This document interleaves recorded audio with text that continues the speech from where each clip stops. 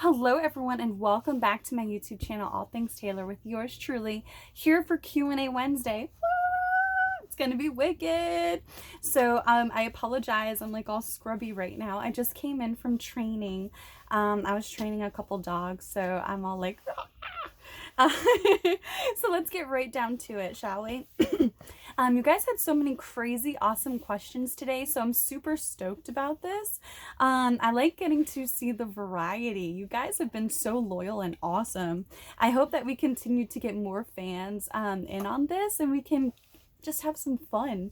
I think this is super cool to be doing, and you guys have really been taking to this. So, all right, without further ado, before I just continue to be like and gushing, one of the first questions I got was from my Twitter. I don't normally get to see the questions from Twitter, so this one was pretty cool. I'm not sure if they are already a wrestler, but by the way they worded their question, it sounded like they were, but relatively newer in their career. And they asked me if they had any, if I personally had any advice for up-and-coming wrestlers. Boy, do I. I think I'm actually going to write a book on it. Much to the chagrin of everybody else in the industry, I have quite a bit to say. So as it is, I have been in this business since I was 17 years old. I've been in it for, I think, 13 or maybe 14 years now. That's crazy. That long. It's insane. Oh my gosh. I remember like one of the first DVDs of wrestling that I ever actually got, so it's like really crazy.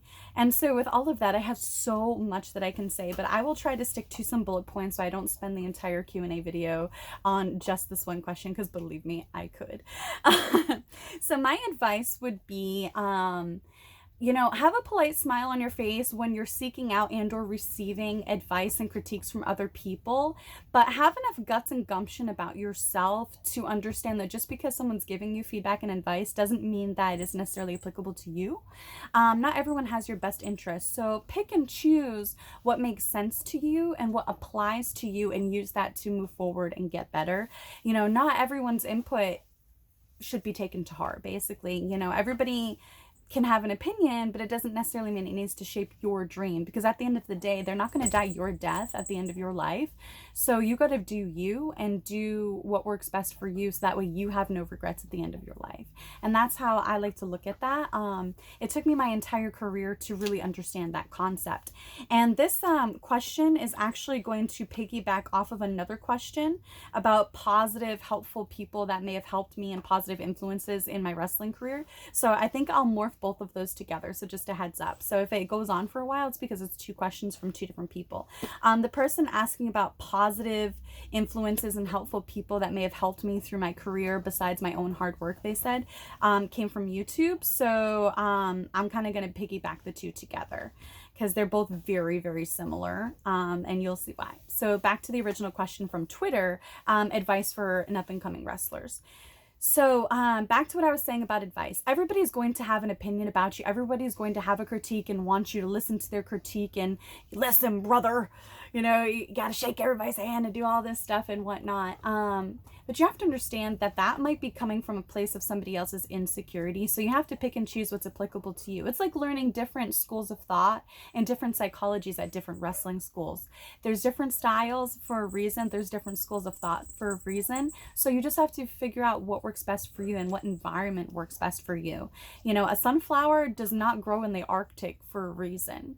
So if you're a sunflower and you're going to, you know, you are intentionally choosing to go to the Arctic, you kind of know what you're signing up for. You're not going to flourish to your fullest potential as a superstar.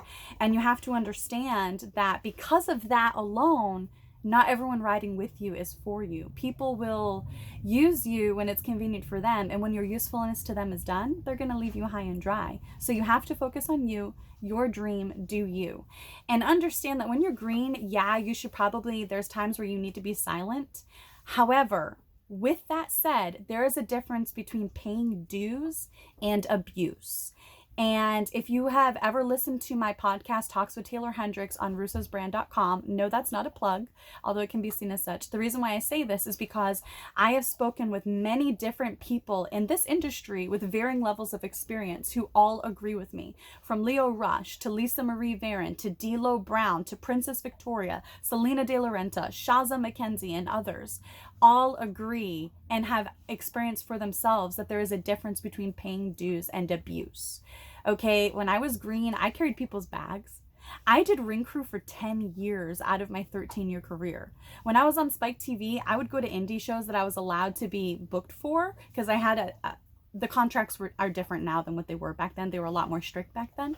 And they would be so like shell shocked when I would offer to help set up something. And even after years of being in the business, when I finally settled down at Ring of Honor and I was going there, I started there for free before I was even getting paid.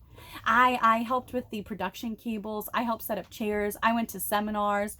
I went to every possible Ring of Honor show I could for free until they finally were like, oh, okay, this girl wants it. She's going to start getting paid. I wasn't afraid to pay dues no matter what point of my career I was in. So that's a part of being humble, but there's also a difference that I didn't realize until later on in my career, that there is a difference between paying dues and abuse. And some people will try to take advantage of you as, a power trip. They'll take advantage of you because they're insecure about passing a torch. They don't want to share the spotlight or the limelight. They want to get a rub off of you, but don't want you to get the rub off of them and their fame. I've experienced both scenarios. So you have to do what works best for you. Another advice I have is don't just go to any Joe Schmo from East Cuddy Bum, down the road school where you have to pay them $3,000 to learn how to wrestle, brother. No, go to a school that has a reputation of excellence. Go learn from a trainer who just by being trained by them opens doors for you. Don't waste time trying to build yourself up alone if you can build yourself up off of somebody else's excellence. And what that means is that I'm not saying to be a user. I'm saying work smarter. You don't have to work harder in a dumb way. Yes, work your butt off, work hard, invest time in you and your craft. But don't make mistakes that you don't have to make. Going to East Cuddy Joe Schmo, paying him the only $3,000 that you have, yeah, you're going to get some training, but is that going to give you a platform upon which to bounce off of to get better and more noticed and more buzz and bigger opportunities? Probably not. So you can save yourself a lot of time. This is a very personal lesson that I learned. I started I think 2 years before Sasha Banks, and Sasha started taking off before me, even though she started a little bit later than me. Why? Because she had better trainers and people upon which that were willing to stake their name on her because they came from a better school. She was able to earn better opportunities. She wasn't just given them, she earned them. And then I got signed to TNA within the same month that she got signed to NXT. So, our journeys, they ended up in two different places at the same time, but her journey was faster, mine was slower. Why? I went to a bunch of Joe Schmo schools before I went to OVW. My journey would have been so different had I gone right to Ohio Valley Wrestling. And that's one of the schools that I recommend, especially now that Al Snow's school is the only accredited sports school for pro wrestling, which is very interesting. And it'll also immediately give you a working relationship with Impact Wrestling if that is a goal of yours. So you have to be smarter in that sense. Don't just pay your only $3,000 to rob yourself of the opportunity to learn from people better than you. If you have the opportunity to pay $3,000 no matter what, if any school in the entire world, and in the region in which you live, okay, costs $3,000, would you choose Joe Schmo or say Lance Storm? Joe Schmo or Al Snow at OVW? Just think before you do something silly that makes your journey harder and take longer. You only have so many bumps on that bump card. And that leads me to another thing that I learned the hard way, and I was backed up by Jerry Lynn. I'm thankful for him. I'm immensely thankful and grateful. Don't do anything you are not comfortable with. That power bomb spot on the outside apron, it might look cool. You might get, oh, okay. But is that going to help you have a lengthy career to which you can support you and a family and eventually retire one day from wrestling when your body can't take it anymore? Probably not. You're probably going to retire yourself a lot sooner and end up in a wheelchair, if not dead. So be smarter. And I also want to stop myself here. And then I want to give you the worst advice that I was ever given from one of the people that I trusted the most in the entire wrestling business. I trusted this person more than anyone else. And I saw the bad decision that was. This person knew me since I was a 17-year-old girl, still in high school. They watched me grow, said I was like a daughter to them, all this other stuff. They never truly had my best interest, but I had no idea. And this person is actually respected by some people and then considered a joke by others. So it's very flip, depending on who you are, how you feel about this person. This person, I thought they gave me the most sage advice, and I used it for more than half of my career, and I even gave that advice to other people. And now I want to say it's some of the worst advice ever, because now I see it for what it is after all the things that I experienced that happened to me. This person told me, Taylor, I'm going to tell you right now that every person you meet in this business is a good guy. Okay, so that way when anybody else comes and asks you, hey Taylor, what do you think of so-and-so and so-and-so and so-and-so, you can say, oh, I heard they're nice people. And it's not a lie, because I'm telling you right now that they're all good people. And I thought that was like the best mind-blowing advice ever, right? Set yourself up for success kind of advice from somebody who'd been in the business far longer than me, like 2 decades longer than me, and had known me since I was a little child, basically. Well, that's some of the worst advice. They're not all good people. They're not all for you. And at the end of the day, have an opinion. And there's a time to keep things to yourself. And then there's other times where you should speak up, because sometimes silence is acceptance. And you don't really want to sign your own death warrant on accepting something that you know is not right. So if you see something, say something. Don't be afraid of getting heat, because you are not going to be loved by everybody, including fans, no matter what you do. There are going to be fans that think you are the worst. There are going to be fans that think you are the greatest thing since sliced bread, since Betty White. Okay? The point is, you're never going to please everyone. There's billions of people in the world. The odds are at least a good handful are going to hate you. And I have learned that a friend of everyone is a true friend of no one. And the reason why is because if you are a friend of everyone and you try to stick up for one of your friends, you're indirectly going against another friend. Therefore, ergo, you're a real true friend of no one, because you can't technically stick up for everyone if you're friends with everyone, because then you're going to against somebody. So learn that boundaries are a good thing. Saying no is a good thing. Never do anything you're not comfortable with. Do not sacrifice your integrity, because it's not worth it. A dream is not supposed to be at the cost of your integrity. It's never supposed to come at a cost so high. You have to learn to believe in yourself when no one else will. And you have to learn to cheer for yourself in the silence, because the silence is when the most self-doubt will creep in and try to prevent you from fulfilling your dream. And you have to remember, you had that dream for a reason. So if this is what you truly love and want to do and have dreamed of doing, thank you, Slinky, you have to go after it and understand that you're asking everybody that you love to make that sacrifice right along with you. And remember, wrestling is always where the odds are against you, but that doesn't mean that you have to fail. If you come into this loving it, you deserve to leave it loving it too. Don't be another statistic of a person that came into wrestling loving it and leaves it hating it. It's the bane of your existence, hating it. You don't have to be that way. Just understand things for what they truly are. Learn to say no, create boundaries, don't do anything you're not comfortable with. Keep your mouth shut and your eyes and ears open, but learn the difference between the time to keep your mouth shut and the time to stand up for what's right. And don't be afraid of getting heat, because if whatever heat you get blocks you from certain opportunities, but you know that you did the right thing, then those opportunities weren't meant for you. Those people weren't for you, and that environment wasn't for you. And at the end of the day, if you had gone there without your quote unquote heat, you wouldn't have reached your fullest potential that you deserve as a superstar, because it's coming at the cost of your integrity. Don't be afraid to be humble, but learn the difference between paying dues versus abuse. Pour everything you have into this. Invest in yourself, invest in your time, and don't make your journey harder than it needs to be. So piggybacking off of that was the YouTube question about positive, helpful influences, anybody that helped me along the way. I thought there was a lot of people helping me along the way, and it turned out when they all remained silent, it turned out they weren't helping me, they were helping themselves. And that was a very harsh reality that I had to learn the hard way. I thought I had hundreds of friends. I'd been in this business since I was 17. I was still in high school, hadn't gone to prom yet, didn't have my own car. I had a couple part-time jobs, all this other stuff. I had hand-me-down gear that I got from other girls that had been wrestling like 3 years longer than me. I was a child. I didn't know anything. I didn't know about false lashes and hair extensions and makeup. I knew nothing. I couldn't tell you my hand from my elbow, but I thought I was so focused. I had a plan. And so nobody stuck their neck out ever for me to get a job. Any opportunity I had that I got, I worked my butt off for.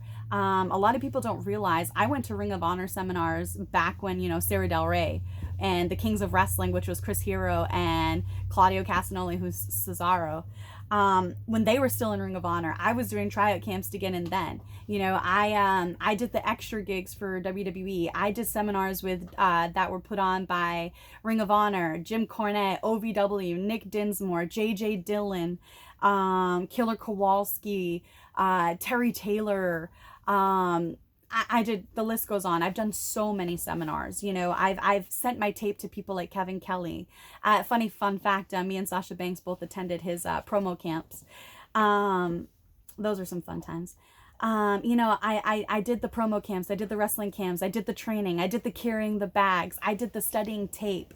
The first one to show up dressed up with a resume, but keep your bag in the car until somebody asks if you're a worker and you have stuff, and then you go and grab it. You come dressed up, but then you change out of your dress up clothes so you can do ring crew, only to get back in your dress clothes so you can be impressive. I've done all of that. All of that. I did everything the right way. A lot of people wouldn't credit me with that, but I know that I did. I went to training. There were some days where I was training 6 days a week with men, with women, everything. I was, at one point when I was younger in my career, I was at 3 different schools at the same time. That's how I was wrestling 6 and 7 days a week at training.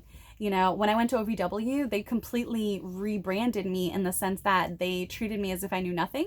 And it was really humbling, and I got to relearn a lot of different stuff under Rick Rogers and so forth. And that was probably one of the best decisions of my career that people tried to talk me out of, and ended up being one of the best decisions ever because it helped me through a lot after I left, because it gave me an experience that I wouldn't have had otherwise. And that's actually wisdom that I've passed on to other people that wouldn't admit that I passed it on to them, because that's just how the business is. So I haven't really had anybody positive and helpful in my career at all. And other people did, and that was always very heartbreaking. It was always like, hey, what about me? But I'm a person that wears my heart on my sleeve and my feelings and stuff, and that's a big turnoff to a lot of people. They think it's like a liability. But to me, doing the right thing is always the right thing to do. And if people think that that's a liability, then those aren't the real people for me. But now I finally have people that are for me and with me and in my corner no matter what, and that's the best feeling. And that's why I always tell people, hey, if you feel misunderstood, if people don't understand your dream, it's okay. It's not their dream, so it's not for them to understand. Just keep going, keep looking, because you're going to find your people someday. And you can't get discouraged about no matter how long it takes, because it will happen. There's people that like me a lot. I get along super well with Mickie James. I love her to pieces. I give her love every now and then on my Twitter.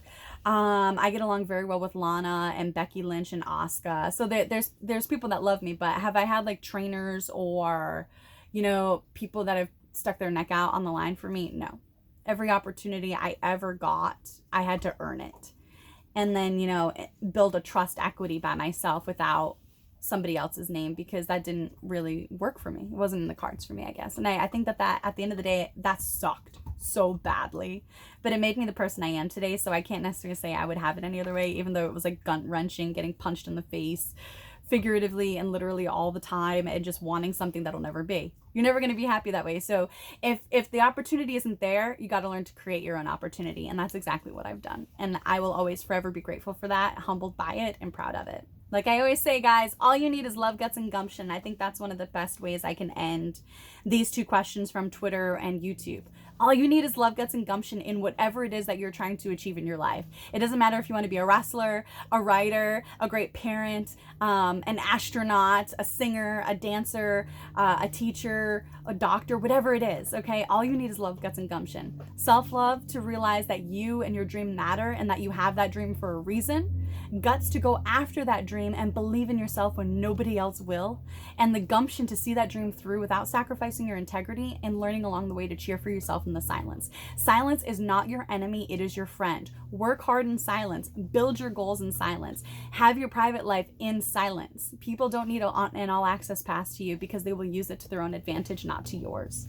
And that's another good advice as well. Okay.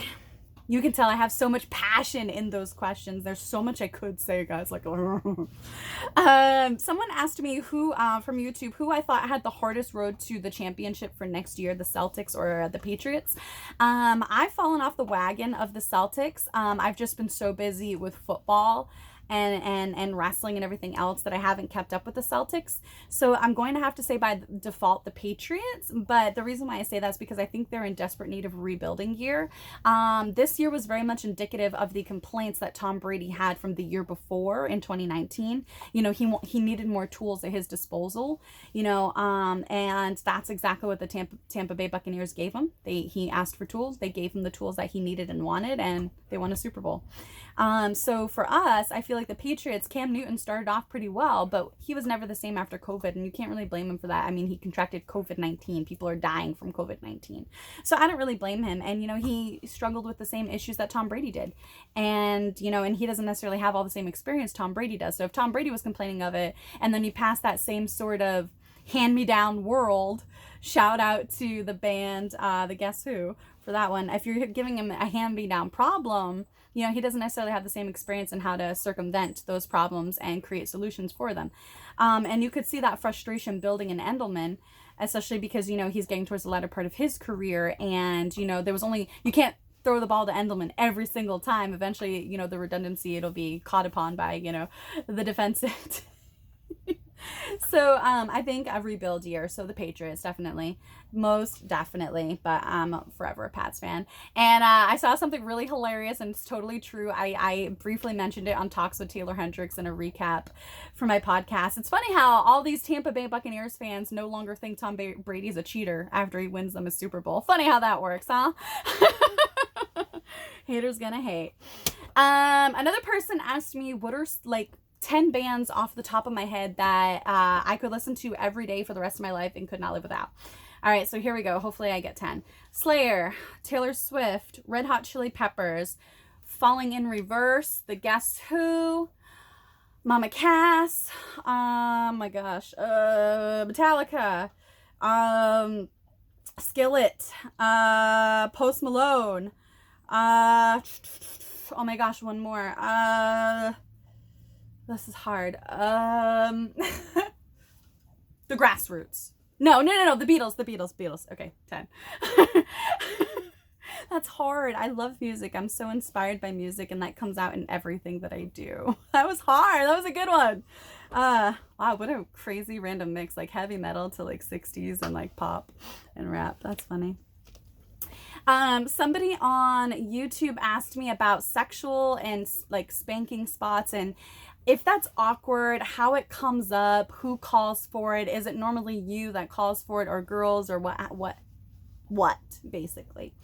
That's a very interestingly controversial but fair question to ask, especially because a lot of you fans only get what wrestlers tell you, and that fits a lot of people's agendas. You don't necessarily get a real look behind the curtain when it comes to a lot of that kind of stuff.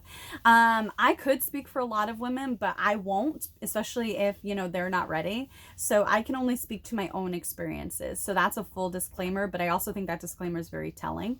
If you read between the lines. For me, any sort of spanking spots when it involved men and stuff like that, whether it was kiss spots, spank spots, touching of any kind, that was never, I would say 98%, 99% of the time, that is not called by me. That would always be called by other men. And it's been an experience where if you say no, a lot of the times they'll get very agitated and you'll get heat for it. But there's been a few times where I said no and the people were cool with it. There's been a few times, but more often than not, those spots are called by the guys, and at least in my experience. And in the beginning parts of my career, I didn't think I really knew any better. But towards the latter part of my career, I was like, this isn't who I am. Like, just because I have these parts, like I was born this way, you know, it doesn't mean that, you know, you should be like on them. And so when I started saying no, I noticed a lot of people's attitudes began to change. And yeah, that's very interesting. Like I said, I can't speak for other girls, but I can speak for myself. 9 times out of 10, 98% of the time, it would be other people recommending them and not me. There's been very few times where I actually suggested spots like that. So there's that. A person on my YouTube channel asked me about my OVW poster, and they gave me compliments for my OVW Saturday Night Special posters, which is their big like pay-per-view type of show. It's the first Saturday of every month. It's a huge tradition for OVW. And I had the distinct honor of being featured by myself on one of those. That was a huge deal, and I did not have much notice. And Jimmy, who does like special effects and stuff like that now and has been for a while with TNA, he did such a great job of making me look beautiful and feel, because you know he knew me. I trained with him and stuff like that at OVW all the time, and so he knew I was just like very dorky and unsure in my own skin and stuff. So he did a very good job of just making me laugh and making me feel like I wasn't just like in a bikini, you know, like being like, hi guys. And, you know, I was very, at that time, I didn't feel beautiful or sexy. I felt like too like skinny, but I didn't realize that that's what I was feeling. And I bought that bathing suit on a whim at Victoria's Secret because, you know, I didn't know anything about anything. And then I remember the shoes I'm wearing in that poster are actually like secondhand shoes. So it just kind of goes back to my upbringing of being, you know, humble beginnings and stuff. And I kind of love that I kept that with me no matter how much or how little success I had. But I loved that, you know, my red hair was super bright. I had my bangs and my mint green bathing suit and mint green shoes. And I'm on the OVW poster for 2012. And then I think I was again on a poster. I was on a poster 3 times. The first one was by myself. A second one I think was all of us in bikinis. Myself, Trina, Lady Tappa, and the Blossom Twins, and we had a video. My dog Slinky was in the video. And then I was on one of their posters another time, and it was Breakfast Club themed, and we had like this really cool video. I got to actually do some acting in it. I was like the dippy princess girl character, the Molly Ringwald type of character, and I even had like some 80s looking clothes too that I did in that one. So that was really cool that they brought that up. I thought that was awesome. The first OVW poster for that one for 2012, that was taken right before my 22nd birthday. Was it 22nd? No, my 23rd, right before my 23rd birthday. And within like 2 weeks of that, I was appearing live for Gut Check for the first time. So I was a baby, guys, like super baby, and I still had no idea about anything. Someone asked me if I'm loving the updates that I've been giving you guys about Thor, Love and Thunder, and they asked me about whether or not I'm familiar with Jamie Alexander, the actress who is going to be playing Lady Sif. Yes, I am loving this. I love all the new developments for like comic books and stuff. I just like seeing the creativity and the avenues they get to go down and like all the really cool stuff. And I'm a huge fan of Jamie Alexander. I think she's a badass. She's a really cool chick. So why not? Heck yeah, play Lady Sif. I think she'll play the bejesus out of that, you know? I don't know who says that. I think that's a Boston thing to say bejesus. But anyways, someone asked me if I thought the Buccaneers would, if I feel they still would have won if there weren't so many penalties called. In my opinion, I think they still would have won because, for the reason being, everybody knows when you go to the Super Bowl that they're very strict usually, you know, when it comes to the rules. They're enforcing it. It's the biggest game of the year. The stakes are at their all-time highest. You know, it's the Super Bowl. So I think that the Buccaneers still would have won. And I was cheering for the Buccaneers. Not that I'm a Buccaneers fan, but, you know, I figured if the Patriots can cheer on Tom Brady, so can I. I think it's classy, and, you know, he's done a lot for New England over the course of his career, so it's the least we can all do. So I chose to be classy and sassy and cheer him on in the Buccaneers. But that's not to say that I don't love Patrick Mahomes. I think he's insanely talented, and he's going to have an insanely successful career, in my opinion. So, okay, another really cool question from my YouTube was, if I could choose one, just one, what would it be? A vampire, a werewolf, or a siren? Vampire, hands down. I am such a goth girl. I grew up as a little kid watching The Lost Boys and Interview with a Vampire. I had a collection of Anne Rice books, and Salem's Lot from Stephen King was like one of my all-time favorites. Yeah, I just hands down vampire. I feel like I wake up looking like a vampire as it is. That was actually an inspiration in the latter part of my gimmick with my dragon scale dresses and all this other stuff. So yeah, totally vampire. No doubt about it. Vampire, man. Vampire. Someone asked me what I thought of the movie The Wrestler and whether or not it was kind of realistic for the industry. I think it was a very good social commentary on the industry. You know, pro wrestling is kind of similar to Hollywood in the sense that they are not very forgiving of an aging person. So the older you get, the more conscious you are of how much time you have left and how much younger the other people are and the generation coming up. However, that could also go to longevity. Work smarter, not harder in dumb ways, which is what I was talking about at the beginning of this podcast. Not podcast, at the beginning of this Q&A. But I did think Mickey Rourke did a very great job. You know, it was crazy seeing people like Necro Butcher, who I had, by that time, I had already seen in person at Ring of Honor because I was doing their tryout camps and stuff. So yeah, I thought it was actually a pretty realistic representation and a pretty good social commentary. I think it showed a lot of issues without being too preachy and too judgy.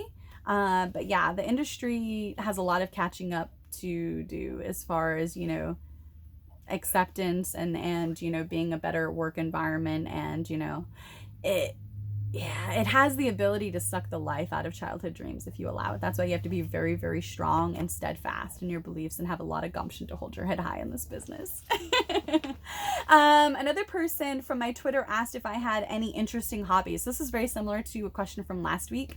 I love training animals in my spare time. I have a cat that does high fives. He'll give you like high fives on command. He is so cool. I love Excalibur. His name is Excalibur, and he's like black and has like fluffy long fur. He's like part Maine Coon. He's a rescue. All my animals are rescues. I am very interested and well versed in weapons. I have a bow and I have arrows and a crossbow and knives and stuff like that, and I like getting to do target practice and stuff. I spent a lot of time at Renaissance fairs in my younger days. So yeah, that's like something I do, but I love archery, you know, so when I got to teach it at, you know, summer camp for the Y, it was really awesome. I could do like my own Robin Hood. What's up, Kieran Atlett? But yeah, those are some interesting hobbies. I like training animals and fostering animals. I like, you know, doing target practice with different types of like hatchets and knives and crossbow and bow and arrow and stuff like that, which is not something necessarily associated with Taeler Hendrix, but it totally is on the DL. Oh my God, the stories I could tell. Okay, so I think that's all the questions I actually saw for QnA Wednesday. I hope you guys enjoyed it as much as I did. Some of these were very interesting and in-depth questions. Thank you guys so much for being so well thought out in what you guys want to know. I try to give you guys as much candid transparency as possible. As you guys know, I'm such a firm believer in being free with your authenticity, and that's part of what these Q&As are all about. You know, you guys get a different side to the stuff that goes on that maybe some other people don't feel they can talk about or won't talk about or whatever. And so I think it's fun. You know, I have so many interests, so I love getting to share a lot of those interests with you guys and kind of bond over that. And also seeing some of you guys talk to each other in the comments, I also think is also super cool. Just like on my Twitter, when you guys are interacting with each other back and forth, it really makes me think that the Taeler Army is more than just my fans. You guys are also like a community. And I just think that's so amazing and positive. Ask me a few years ago, and I never would have thought that that was possible. I never thought that the Taeler Army would be a thing. And how fierce you guys are. It's just so amazing. I feel so grateful every day. I wouldn't be here without you guys. So I just want to say thank you so much, you guys. Like, so much love, seriously. in complete earnestness. So much love for you guys. Make sure you get your questions in for next week's Q&A Wednesday. Post them below. It's very difficult when they get posted under different segments because I have to try to look for them and I might miss them, and I don't want to miss your questions. Every Tuesday, be on the lookout for Talks with Taeler Hendrix on russosbrand.com. I also post clips here, as well as fun updates on what's happening in wrestling and pop culture and current news and events, including comics, hence the Thor Love and Thunder question, and so much more. My third book is coming out very soon, Nosy Rosie and the Secret Surprise. It will be available with the other two on Amazon. Super, super, uber stoked about that. I'm wicked excited. It was featured in Yahoo Finance, and I couldn't be any more blessed for all the support Yahoo Finance has given me. You know, who would have thought a girl who isn't signed with WWE, you know, could be featured in Yahoo Finance? I just think that's absolutely amazing. Like, I worked really hard for that, so I'm getting like choked up about it. Yeah, it's just amazing. I have some very new announcements coming for you guys. I have to stay cryptic until they're ready to be released, but I've been up to some amazing things. I have more Fightful articles coming out, including recent ones about Chelsea Green, Priscilla Kelly as Gigi Dolan, and Cesaro, and so much more. Talk soon, you guys.